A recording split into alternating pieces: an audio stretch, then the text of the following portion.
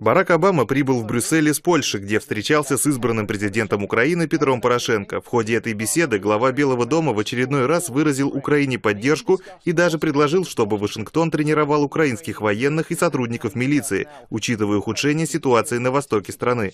Впрочем, Обама предложил помощь не только Украине. Он заявил, что США оказывают поддержку всем странам НАТО в Европе, включая Польшу, Латвию и Литву. По его словам, военное присутствие Вашингтона в Прибалтике и на Черном море – знак того, что они поддерживают эти страны. Обама также говорил о содействии странам Европы, не входящим в состав НАТО, таким как Украина, Молдавия и Грузия. Согласно планам, президент США должен посетить 3 европейские страны за 3 дня. Но, по всей видимости, такой график оказался слишком тяжелым для Обамы, поскольку во время речи президента Польши он явно дремал. Впрочем, это можно списать на смену часовых поясов. Однако неясно, чем можно оправдать аналогичное поведение польского лидера во время выступления Обамы. Саммит Большой Семерки, который 4-5 июня проходит в Брюсселе, изначально планировался как саммит Большой Восьмерки и должен был пройти в Сочи.